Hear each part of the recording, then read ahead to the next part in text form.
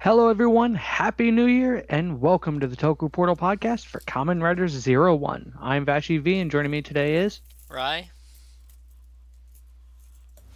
And zero. Ooh, welcome to the first podcast of the new year. Uh, So, how many years are we down on this now? well, we started with Xaid, so Yeah. three, A few. four? Oh man, Uh, we've done so much. Yeah, that's the weird thing. I was sitting back. I'm like, oh holy shit, X8 came out when? Yeah, we've been doing this for right. a It's while. like, because that's where I jumped in at, was somewhere during X8. I don't remember if it was the start of X8 or. It was close to the start of X8. Right. Technically, like episode 6 at X8 is the first podcast, but I don't think you guys were there. No, I wasn't Maybe. there yet. Yeah. Yeah. I know Decade was there because he's pretty much been there for most of it. Like, I Yeah, there's know I was there to coin the phrase getting my heart kicked in the dick. yeah, Yes, yeah, yeah. I've repeated that to people before and gotten confused reactions. Nice, nice.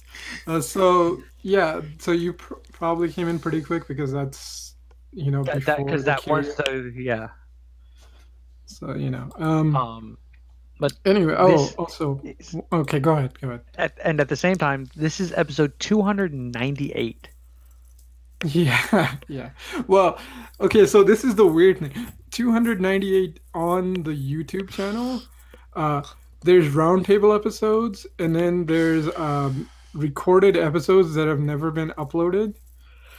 Um, and then So there were we've two. done we've done So a we've lot done more than over 300. 300. Yeah, over But 300. in terms of specifically for the show and just the show, Yeah. at the ones that we have aired, we're at 298 today. Well, technically it's 297. There's like a two-parter, but I counted them as two. Um, but yeah.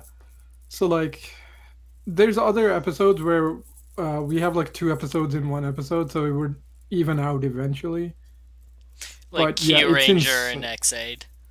Right, there's that one. Then like we did like two episodes last week, or not last week, the week Yeah, before a that. couple weeks ago we did two doubles. Right. Um, and then like there's 15 roundtables or something like Oh that. yeah, Drago and I also did at least one double for Power Rangers. Oh, nice. And then yeah, so there's before we started live streaming it, there was like a backlog of at least like four, or like around like 4 to 6 episodes that were never uploaded. So I'm like, this shit is getting out of hand. We have to figure out another way to do it. Um, Which thank crap we found this, because I will admit, I will openly admit, I had started working on piecing the episodes together off the audios that we've recorded, because we all record separately in different locations. For right, those of you who are unaware of how we are doing this one, most podcasts are set up to where they're being done in the same location. right. So a So like lot of if times, a lot of the audio is recorded together on one audio file. Ours are not. right, Ours are split in individuals, so piecing them get together can kind of be a bitch. yeah. So if you're trying to set up a podcast or do this thing where it's like, your podcast is aren't localized, this is how we do it. We use Discord and OBS. So basically, we just go into voice chat on Discord, and then one person has OBS, and that streams to YouTube, where they're streaming their desktop audio, and they're also including their mic audio. But the thing with that is, if you want a backup, you can either make a video, like record it on OBS, or if you want an audio backup, then well, we're all in different places, so we all have to record our own audio. So you can either, like, if you got nothing, um, you can either do it on your phone, like I do sometimes, because for some reason OBS and Audacity doesn't like to work together. Like they really hate each other for some goddamn reason. Um, so sometimes I just, like, if Audacity is being a pain in the ass, I just record it on my phone. Because all you need is audio, and then if your computer's cooperating, you can use Audacity, which is a free audio recording software, right? And then the way we sync it up is before we start, we just go 3, 2, 1, mark, and then everybody just says mark at the same time. Because that way, like, it doesn't matter when you start, when you press record, whenever you say mark, that's when I sync up all the audios, if we had to. So that's a little complicated sounding, but once you do it once or twice, you figure it out. Go ahead, Vasher. But yeah, it was like for me is like it was like I started to work on some of those, more of the ones for Q Ranger, because at the time those were the primary ones that I was on. And I will admit I constantly forgot that I was supposed to be doing that.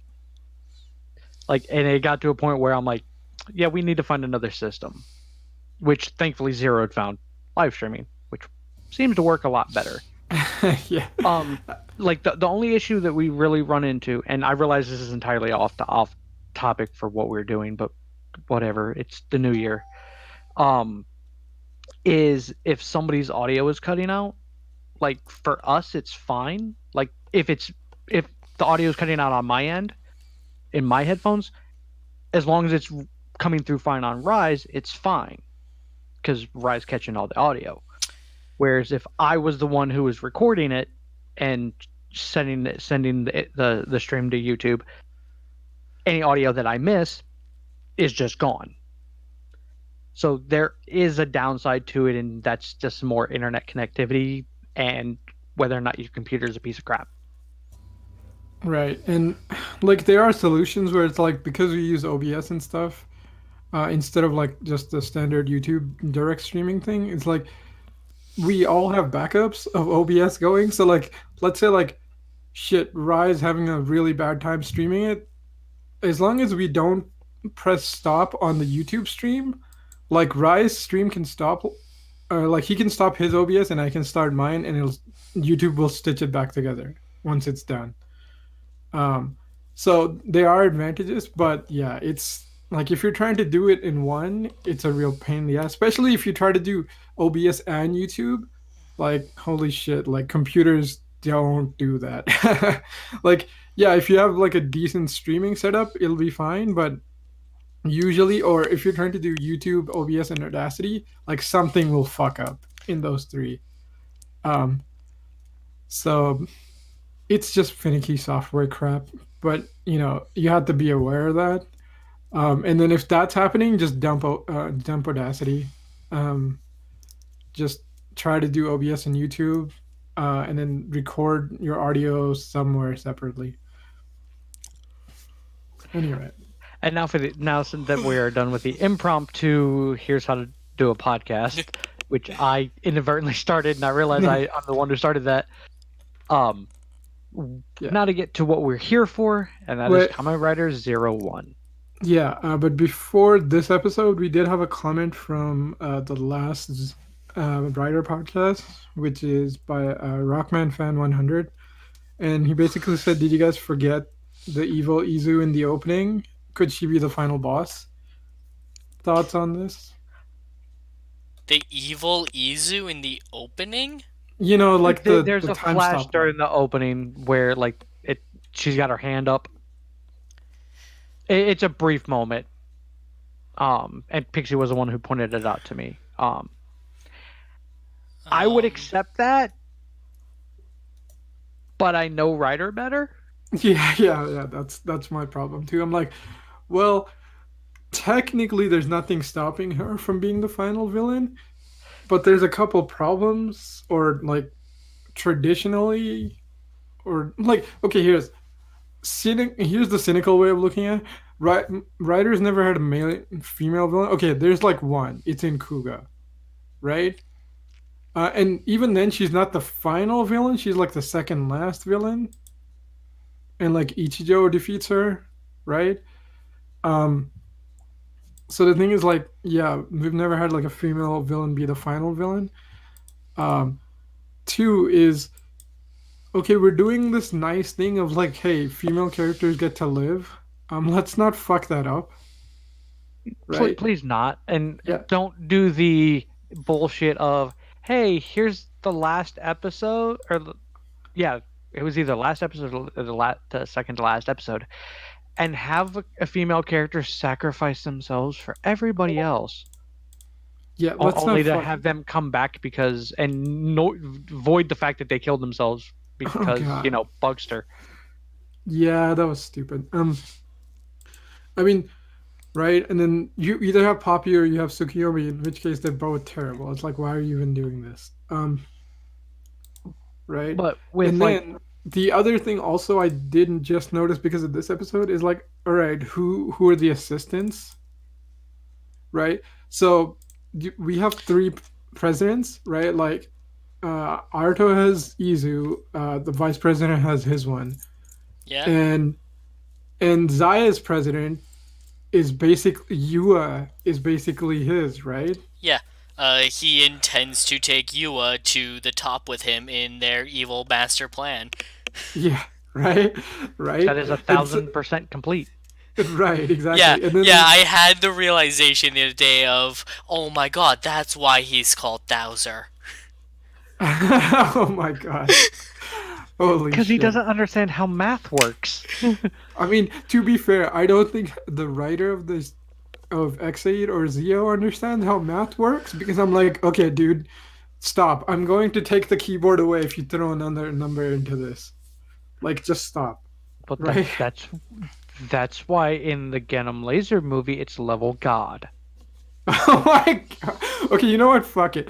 Genom is so self-centered. I can see that happening. Um, yeah, yeah.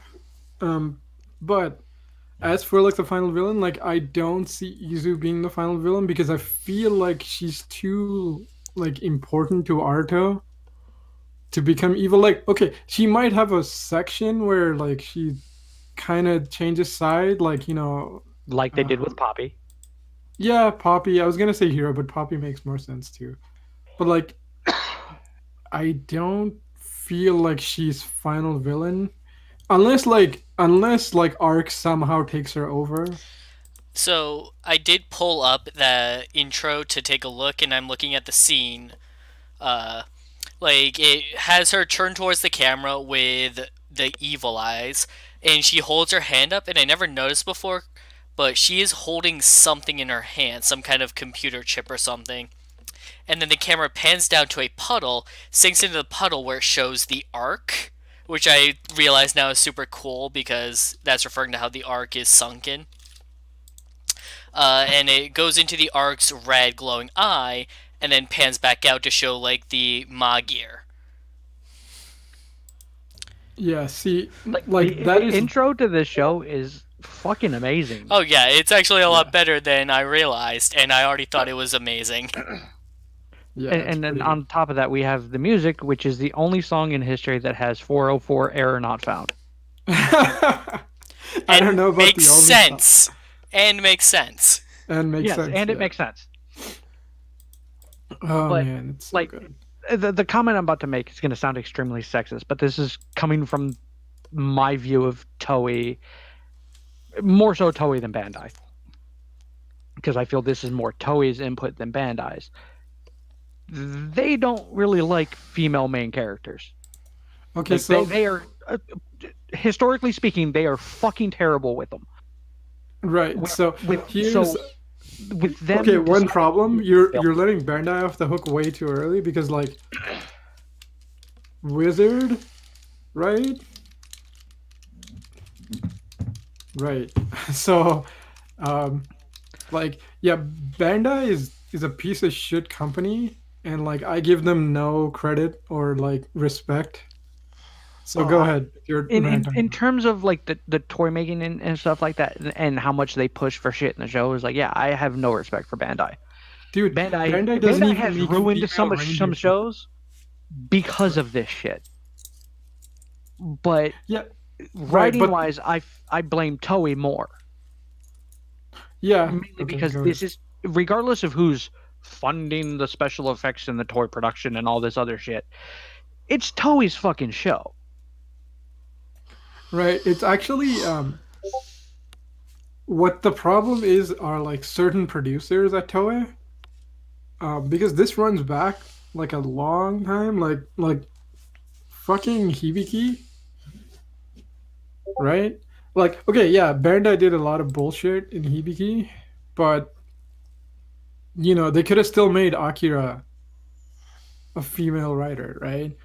Or kept her around, and I'm like, that pissed me off. I mean, like, you could say maybe but I'm like, I don't know, like, I don't think it gives enough of a shit. Like, yeah, okay, maybe he doesn't want female writers, but that's only because like he's so used to like traditional Toei producers who are like remember the whole thing of like, oh, fucking this character can't be yellow or whatever because only female rangers wear yellow now, right? Like, that's a Toei producer move, right?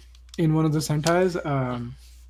Yeah, it was Kyoryuger where they intentionally cut out yellow as a color because the writer wanted to have a stronger team, and yellow had been is mainly a female color, so they cut that out.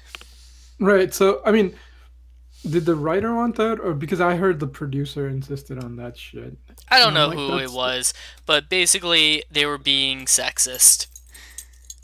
right, which is Like, really fucking Like stupid. what I love though is that uh, Tokyo came next, but then after that we get three Sentai in a row that have a male yellow.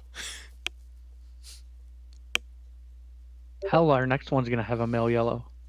Yeah, I mean, to be fair, the first yellow was male, so it does make yeah. sense. Yellow is this weird transition where it started out mainly male, and then it kind of did a half and half thing, and then it has a stretch of female, which is why it was cut out of Kyoryuger for being a female color. And the weird thing with the yellow, in my opinion, is the Power Rangers, because it was male in Zoo Ranger, and they just, yeah, it's a female now. Yeah. Like Yeah. that was a weird choice to make. Oh, that was super weird because guess what? The Asian Ranger is yellow and the Black Ranger is black. Okay. Yeah, yeah, Okay. which But they I mean, changed. okay. Saban was Okay. a fucked up company in of So itself okay, on but that one. let's clarify something about that. They did They correct that though. So. okay. Let's clarify something about that.